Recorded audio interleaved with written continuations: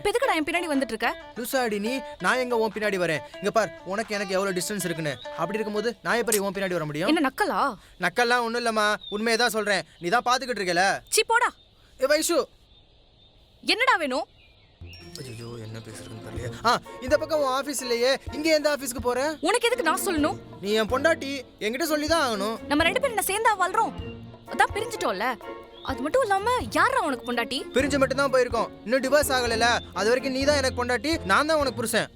நீங்க மட்டும் கேவலமான வேலையெல்லாம் பண்ணிட்டு ஊருக்குள்ள பெருமையா சுத்திட்டு இருப்பீங்க. நாங்க மட்டும் விக்டி போர்ட தூக்கி புடிச்சிட்டு வீட்டுக்குள்ளே உட்காரணுமா? அதெல்லாம் தூக்கி போட்டுட்டு என் லைஃப் நான் வாழ ஆரம்பிச்சிட்டேன். அப்பெல்லாம் தூக்கி போட்டு போயிட முடியாதுமா. இதுல எங்க லைஃப் இருக்கு, என்கிட்டயும் கேட்கணும். ஏன்னா நீ என் பொண்டாட்டிலாம் கூப்பிடாத. அடிச்சாச்சா? Are you happy baby?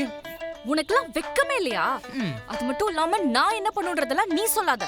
நான் அடுத்து என்ன பண்ண போறேன்றதெல்லாம் உன்ன மாதிரி ரவுடி கிட்ட சொல்லணும்னு எனக்கு அவசியம் இல்ல. இந்த ரவுடியா தான் காலேஜ் படிக்கும் போது நீ லவ் பண்ணி கல்யாணம் பண்ணமா? அதான் நான் பண்ணதுலயே மிகப்பெரிய தப்பு. அதுக்கு தான் நான் இப்ப இவ்ளோ கஷ்டப்பட்டுட்டு இருக்கேன்.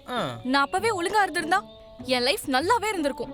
ஆமா, நீ சொல்ற மாதிரி நான் ரவுடினா அப்ப உங்க அண்ணன் யாரு? உங்க அண்ணன் தான் எங்களை நேத்து ரவுடியாட்ட வந்து மிரட்டிட்டு போனான். அவன் எதுக்குடா வந்து ஓட்ட பேச போறான்? அப்ப நீ சொல்லாம அவனுக்கு எப்படி தெரியும் நான் உங்ககிட்ட பேசுனது?